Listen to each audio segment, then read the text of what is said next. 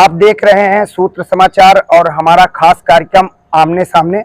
और आज खास शख्सियत हैं हमारे साथ, आपका हम परिचय कराना चाहेंगे। आप हैं एडवोकेट शिव सिंह जी, जो किसान मोर्चा के संयोजक भी हैं और लगातार लोगों की समस्याएं उठाते रहते हैं। शिव सिंह जी, आपका स्वागत है हमारे खास कार्यक्रम आमने सामने में। सबसे पहले तो हम आपका परिचय जानना चाहेंगे कि कहाँ से आप आते हैं और राजनीति में आपका कैसे रुझान हुआ।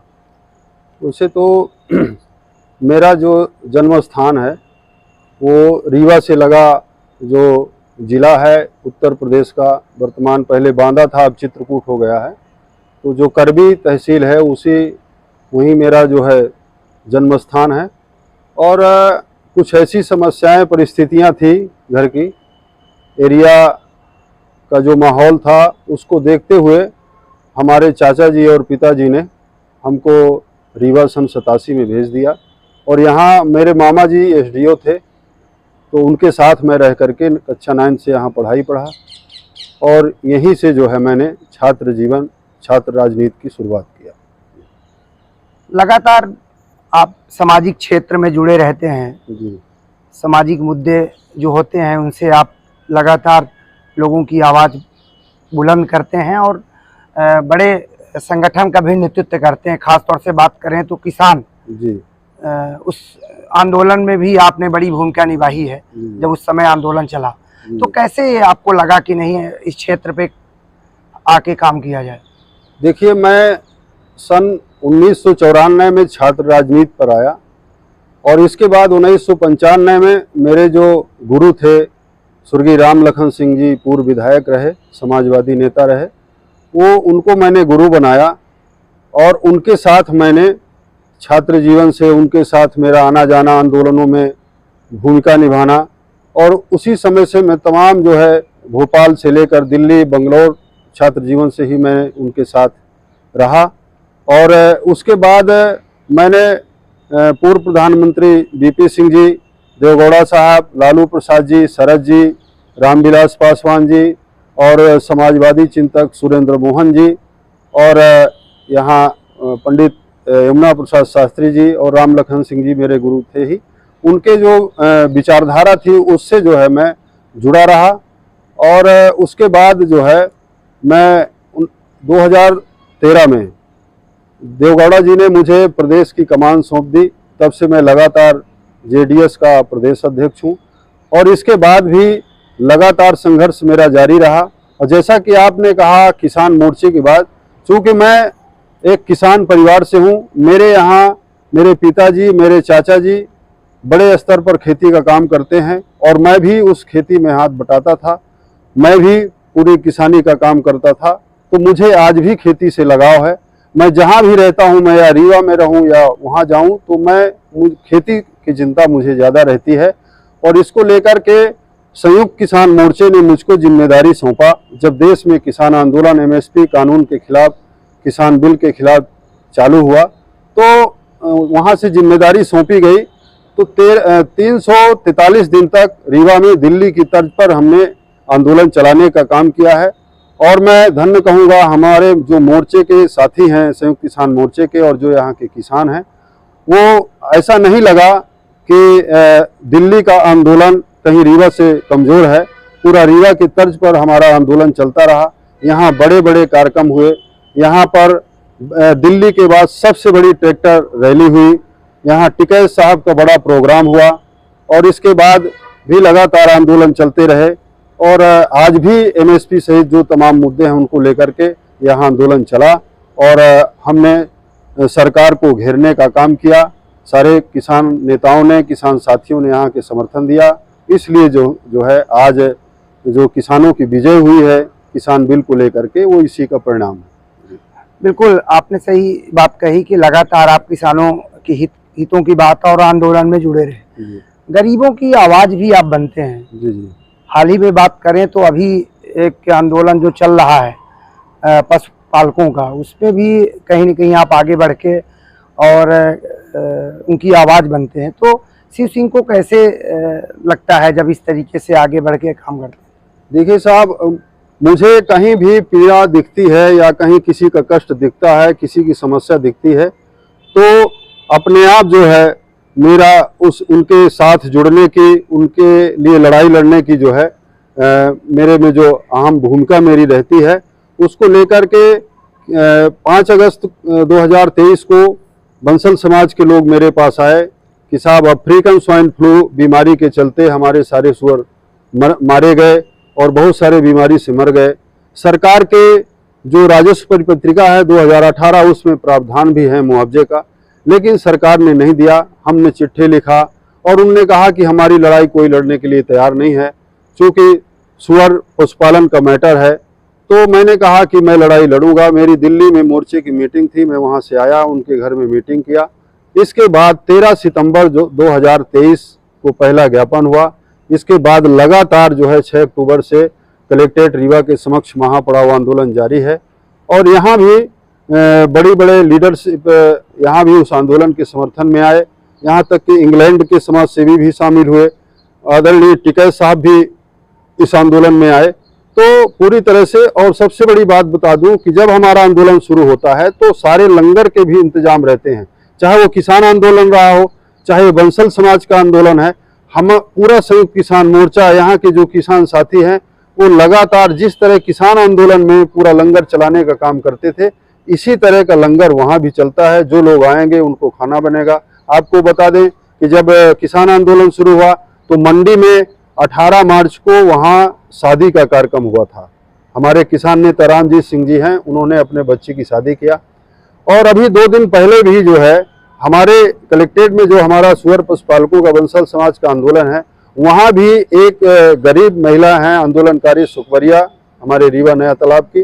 उन्होंने कहा कि मेरे पास कोई इंतजाम नहीं है, बहुत गरीब हूँ, अब सूअर तो बचा नहीं, वही तो एक खेती थी। तो मोर्चे की हमने मीटिंग बुलाया, मोर्चे ने तय किया, ये कोई मेरा अलग अकेला फैसला नहीं रहता है, पूरे मोर्चे की मीटिंग के साथ रहता है। और अभी 2 दिन पहले वहाँ पर शादी का कार्यक्रम हुआ और वहीं से जो है बारात आई, वहीं से विदाई हुई बच्ची की, और बड़ा अच्छा लगा कि हम लोग इस तरह का नेक कार्य कर रहे हैं। जी बिल्कुल, आप जिला न्यायालय में अधिवक्ता भी हैं जी, और समय समय पे आप जनहित के जो मुद्दे उठाते रहते हैं। जी। तो कैसे आपको लगता है कि नहीं, हम अधिवक्ता हैं और ये जिम्मेदारी तो ही है, लेकिन कुछ जनहित के मुद्दे भी साथ में आ जाते, उसको लेके भी बड़ी प्रेस कॉन्फ्रेंस कर देते हैं आप? देखिए, देश की आज़ादी में अधिवक्ताओं की महत्वपूर्ण भूमिका रही है और अधिवक्ता एक बुद्धिजीवी होता है। जैसे आप मीडिया के साथी हैं, आपका भी एक अहम दर्जा है इस देश के अंदर। तो हमारा ये कर्तव्य है कि कहीं अन्याय अत्याचार हो रहा है तो हमको खड़े होना चाहिए। हमारा सिर्फ ये काम नहीं है कि हम न्यायालयीन कार्यों पर ही हाथ बटाएं। हमारा बुद्धिजीवी होने के नाते ये अहम सवाल पैदा होता है कि हम और मुद्दों को भी लेकर लड़ें। जैसे जल जंगल जमीन के क्षेत्र में मैंने बड़ा काम किया, मैंने कई तालाबों को मुक्त कराने का काम किया, वृक्षारोपण को लेकर के ये भी हमने लड़ाई लड़ी।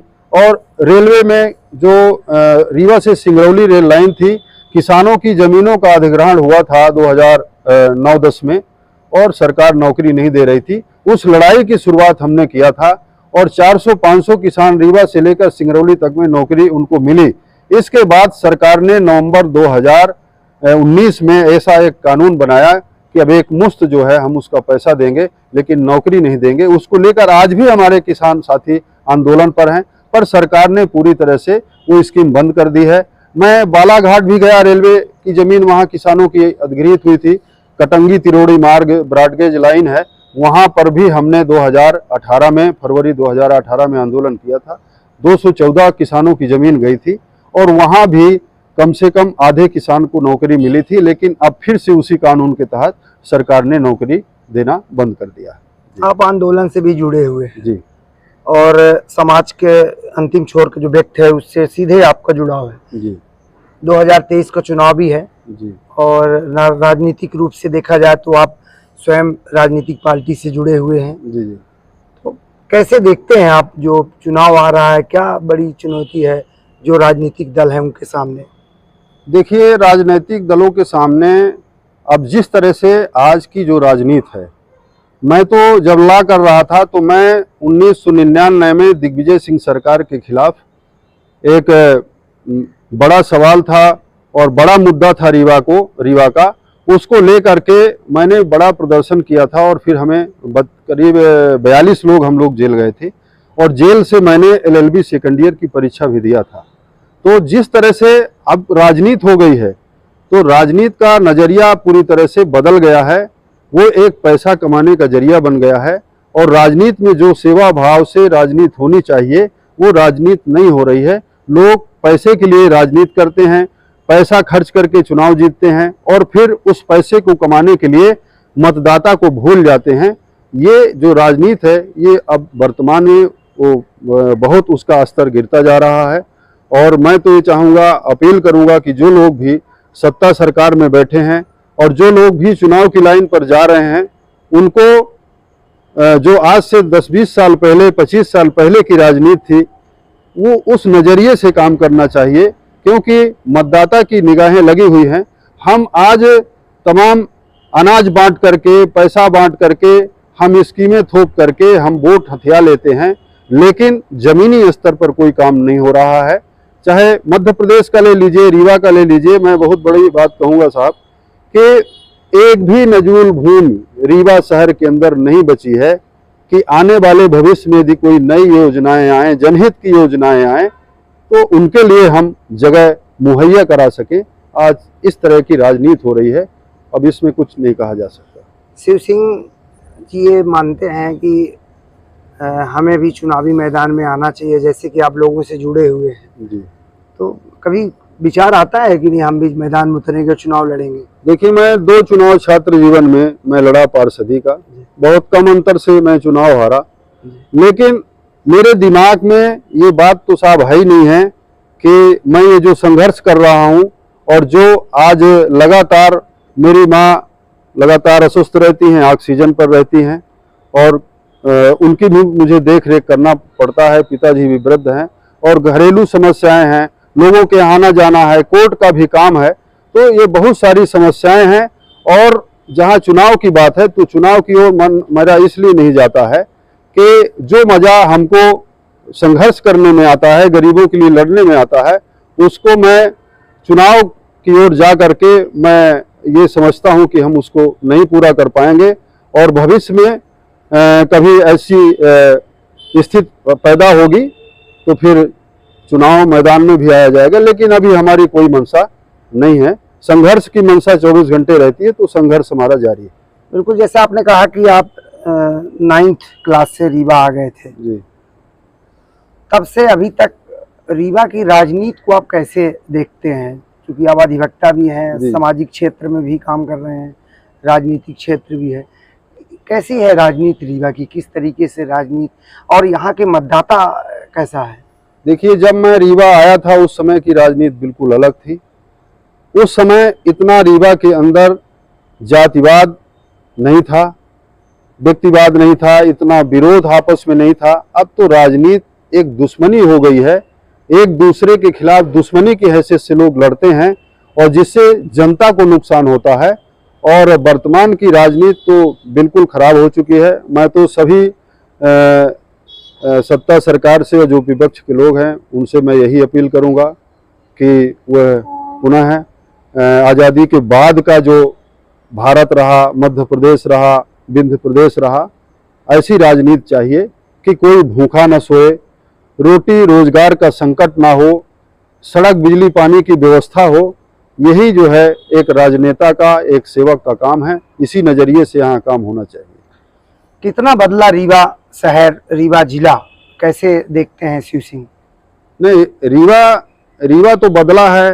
रीवा में सड़क और बिल्डिंगों की मार दिख रही है, लेकिन जहाँ रोटी रोजगार के साधन हैं, आप यहाँ में रीवा के ही अंदर बहुत सारे फैक्ट्री एरिया हैं और यहाँ जो आपका सोलर प्लांट है बदवार में, तो ये जो स्कीमें आ रही हैं सरकार की, जहाँ पर हमारे ज़िले की ज़मीनें ली जा रही हैं, किसानों की ज़मीनों का अधिग्रहण हो रहा है, जैसे अभी हमने रेलवे की चर्चा किया था, तो जो हमारे जनप्रतिनिधि हैं उनको सबसे पहले ये देखना चाहिए कि जो उद्योग आ रहे हैं उसमें लोकल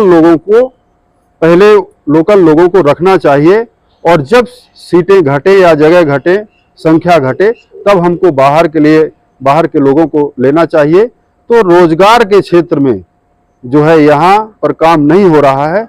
बाकी रीवा तो विकास की ओर बढ़ रहा है, रीवा हरा भरा है, रीवा में तमाम बिल्डिंगें हैं, निर्माण कार्य चल रहे हैं, लेकिन जो मूलभूत समस्याएं हैं, सबसे बड़ा अहम सवाल यह है कि जब मैं रीवा आया था तब यहाँ सुधार न्यास चलता था और एक गरीब को एक ठेला वाला भी सुधार न्यास की जमीन को दुकान को ले लेता था और उस पर अपना रोजगार चलाता था। लेकिन आज जो बिल्डिंगें बन गई हैं 4-4 करोड़, 6-6 करोड़, 5-5 करोड़ की, उन बिल्डिंगों को ना आप ले सकते हैं, ना मैं ले सकता हूं और मेरे से छोटा व्यक्ति तो ले ही नहीं सकता है।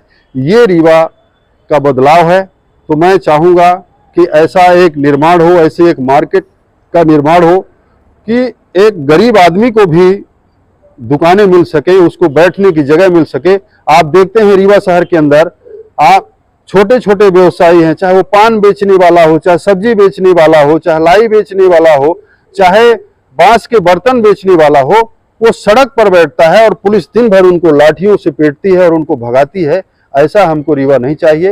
यदि आपने पूंजीपति के लिए आपने जमीन मुहैया कराया है और रीवा को अच्छा बनाने का काम किया है, तो आपको इस नजरिए पर भी देखना चाहिए कि गरीब हमारा कहाँ बैठकर व्यवसाय कर रहा है, उसको ठहरने रहने के लिए कहाँ जगह है। इस पर भी हमारे नेताओं को देखना चाहिए, तब रीवा सही ढंग से हम रीवा को अच्छा मानेंगे। अभी ये सारी कमियां हैं जी। विकास का कितना काम रीवा जिले में, रीवा शहर में हुआ है? शिव सिंह का क्या नजरिया है? विकास तो लगातार जारी है, पर हम पीसीसी सड़क बनवा रहे हैं, आरसीसी सड़क बनवा रहे हैं, वो साल भर में क्रैक हो जा रही, फिर हम उसमें डामरीकरण करा रहे हैं। ऐसा विकास नहीं चाहिए। आप एक बार सड़क बनाते हैं, दूसरे साल उसका चौड़ीकरण करते हैं, तो जो सड़क के किनारे जो पौधे आप लगाते हैं, वृक्षारोपण कराते हैं, उनको फिर काटते हैं, वो तैयार ही नहीं हो पाते हैं। आप पानी की सप्लाई लाइन डालते हैं, तो पानी की सप्लाई लाइन जब सड़क चौड़ीकरण होती है तो फिर उसको बदलते हैं। आज यही हो रहा है रीवा में। तो मैं यही अपील करूंगा कि जो दूरगामी सोच के हिसाब से आप रीवा का विकास करिए, उसी को तोड़ करके बनाना ये कोई विकास नहीं है। ऐसा आप विकास करिए, ऐसा रीवा बनाने का काम किए। 10-20 साल हमको कोई हम स्कीम लाते हैं, 10-20 साल हमको वो योजना को जमींदोज ना करना पड़े और वही योजना चलती रहे, ऐसा विकास होना चाहिए। आप किसान हैं, लगातार किसानों के हितों की बात और मुद्दे उठाते रहते हैं जी। बाण सागर का पानी लोगों के, किसानों के खेतों तक पहुंचा नहर के माध्यम से। जी। कितनी तस्वीर बदली किसानों की? बिल्कुल, बाण सागर परियोजना से तस्वीर बदली है। बाण सागर परियोजना से रीवा का संकट दूर हुआ है, आसपास के जिलों का दूर हुआ है और किसान को पर्याप्त पानी भी मिल रहा है। तो बाण सागर के लिए तो बिल्कुल अच्छा है और बाण सागर से बड़ी समस्या किसान की दूर हुई। रेलवे कनेक्टिविटी भी बड़ी तेजी के साथ रीवा जो स्टेशन है, रीवा है, जुड़ रहा है जी महानगरों से। जी। तो क्या मानते हैं आप, किसका कितना बड़ा असर और क्या फायदे मिलेंगे? नहीं, रेलवे से तो विकास बढ़ेगा और रेलवे को जोड़ना चाहिए, पर जिन किसानों की आप जमीन ले रहे हैं उनके साथ अन्याय नहीं होना चाहिए। हमारा यही कहना है, विकास आप करिए और हम स्वागत करते हैं जो रेलवे का काम बढ़ रहा है, लेकिन किसान को की प्रताड़ना नहीं होनी चाहिए। हवाई सेवा भी बहुत जल्द शुरू होने वाली है जी। माना जा रहा है कि 1 आध साल के अंदर जी। हवाई सेवा रीवा से शुरू हो जाएगी। जी। ये भी बहुत अच्छा देखते हैं इसे? ये भी अच्छा काम है, हवाई सेवा भी अच्छा काम है, पर जो वहाँ पर किसानों की जो जमीनें ली गई हैं, जो 4-5 गांव के किसान जो वहाँ प्रभावित हैं, उनकी जो जमीनें ली गई हैं, उनको उस रेट पर मुआवजा नहीं मिल रहा है। तो हमारा सवाल यही है कि आप किसी को प्रताड़ित करके, किसी को नुकसान पहुंचा करके योजना मत संचालित करिए। हम हर योजना का स्वागत करते हैं, पर आप जिसकी जमीन ले रहे हैं, जिसके घर में योजना ला रहे हैं, अधिग्रहण कर रहे हैं, उसको तो दुख तकलीफ नहीं होना चाहिए। यही मेरा कहना है। स्वास्थ्य सेवाओं का क्या हाल है? कितना शिव सिंह मानते हैं कि रीवा संभाग में, रीवा जिले में बेहतर हुई है? स्वास्थ्य सेवाएं अच्छी हैं, योजनाएं अच्छी आ रही हैं, लेकिन जिनको हम स्वास्थ्य विभाग की मुखियागिरी देने का काम करते हैं, वो बहुत गड़बड़ी करते हैं उसके कारण उनकी वो समय से देख रेख नहीं करते हैं। एक ऑफिस में बैठ करके इतने बड़े बड़े हॉस्पिटलों का संचालन करना, जो आपको नौकरी मिली है, आपको वेतन मिल रहा है, तो आपको समय समय पर निरीक्षण करना चाहिए कि मरीज को दवाएं मिल रही हैं, मरीज को शासन के मुताबिक खाना मिल रहा है कि नहीं, मरीज से कहीं बाहर से तो दवाएं नहीं मंगाई जा रही हैं, उसको वहां हॉस्पिटल की सुविधाएं मिल रही हैं कि नहीं, समय पर इलाज मिल रहा है कि नहीं। बिल्डिंग बनाने से, हॉस्पिटल बनाने से मात्र हम ये नहीं कह सकते हैं कि यहाँ पर स्वास्थ्य सुविधाएं अच्छी हैं। वहाँ जो काम करने वाले लोग हैं उनको जो है चौकन्ना रहना चाहिए। और ये जो लगातार रोजाना मरीजों से, मरीजों के परिजनों से और हॉस्पिटल प्रबंधन के लोगों से जो झगड़ा फसाद होते हैं इलाज के दौरान, ये नहीं होना चाहिए। इससे स्पष्ट होता है कि जो अंदर की जो व्यवस्था है वो व्यवस्था सही नहीं है। बाकी हॉस्पिटलों का विकास हुआ, हम उसका स्वागत करते हैं। जिला प्रशासन की जो पूरी कार्यप्रणाली उसको कैसे देखते हैं? चूंकि आप लोगों के जनहित के मुद्दे उठाते रहते हैं, आंदोलन करते रहते हैं, कैसे देखते हैं पूरा? देखिए, जिला प्रशासन हो या पुलिस प्रशासन, इसको तो मैं बिल्कुल सही नहीं कहूँगा।